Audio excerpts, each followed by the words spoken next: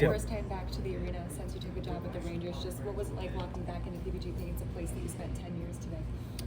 Yeah, it's a lot different. Obviously, being on the opposite side, it's not something that I've given a whole lot of thought to, quite honestly. But obviously, so grateful for the opportunity that I had here and to coach the Penguins for the amount of time that I was able to do it.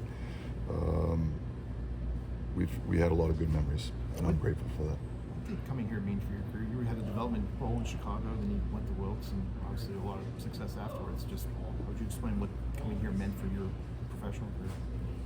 Well, I think the experience and the opportunity that I was given here in Pittsburgh changed my life in so many ways from a career standpoint.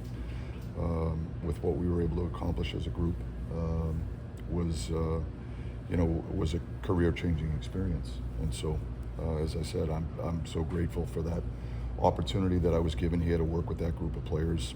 You guys know how I feel about the core group that's been here over the years, and those relationships last a lifetime. Is it better or worse to get sort of the reunions, the comeback, all that out early in the year as opposed to waiting? Yeah, it's a good question. When I saw the schedule in the summertime, I was hoping we didn't see us till March. But it is what it is. It's it's something that I can't control. It's an inevitability, and it's just part of the process. So, when the puck drops tonight, it's going to be a hockey game. We're going to do everything we can to try to win it. I'm excited about the group of players we have here in New York. They're a great group of guys. I've really enjoyed the time that I've had to work with them to this point, and our coaching staff as well. We have a lot of enthusiasm around our team right now, and we're excited about what we can potentially do moving forward. Mike, you've seen so many of the tribute videos for former players here.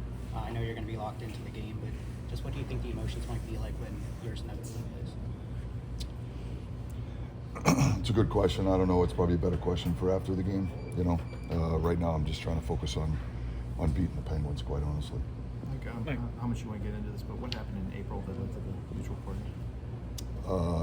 It's a great question, Seth, but that's probably for another day. So what did you learn about the first meeting between the two clubs, and what you might bring from your standpoint to this game as a result of that? Well, I don't think our group was at our best, that's for sure. We know there's a whole better version of this group, and I thought we were a much better team in Buffalo.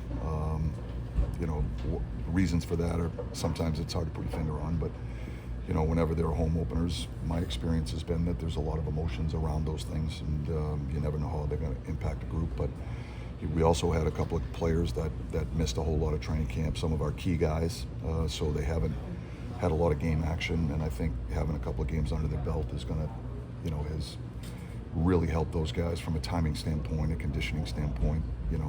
JT and Artemi are the two guys that I'm talking about. They're important guys for us, and with each game that they play, I think they're going to get that much better. Mike, were there any similarities to the situation you inherited in Pittsburgh and the one you stepped into with the Rangers? Yeah, you could probably draw some correlation. What I'll tell you is that when I took the team over in Pittsburgh, when I looked at the roster, I felt like it was a roster that was deep with talent and had an opportunity to become a good team. When I look at this Rangers team, I think we've got a roster that has a lot of talent, and our challenge is to become a good team. And so that's the journey that we're going on right now. I think it starts with building an identity, and that's something that we've talked a lot about. And as far as how we want to play, what we'll use the phrase Rangers hockey looks like when it's at its best, and we're trying to define that and refine that every single day when we work with these guys. So I think that's an important aspect of what I do as the head coach.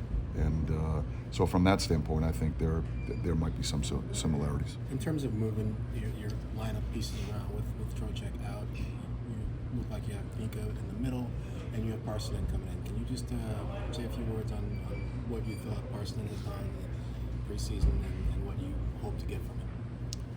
Yeah, well, we tried Parse throughout the course of the training camp and the exhibition games in the middle.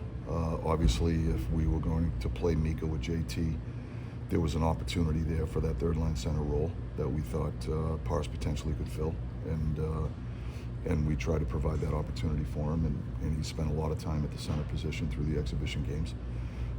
You know, I think the emergence of Noah Laba has, you know, has added just another player in the mix that potentially we could go to that could fulfill that role.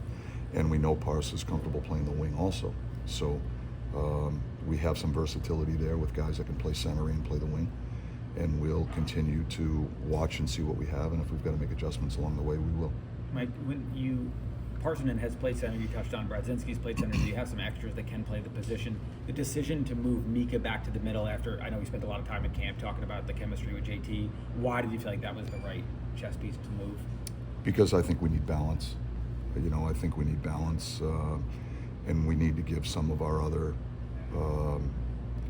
offensive people a center iceman that can think the game at their level and give them an opportunity to set them up for success. So I feel like when we have, you know, JT and Mika in our top two center positions, and now we surround them with some of the people that we have that we think are gifted offensively, and those two guys can think the game along those terms. So I just think the balance part of it is an important element, and we feel like, you know, when Troach was out of the lineup, it was a necessary choice to put Mika back in the middle.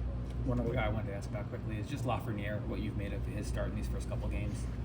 I think Laf's been good. You know, I think he's a really, really talented guy.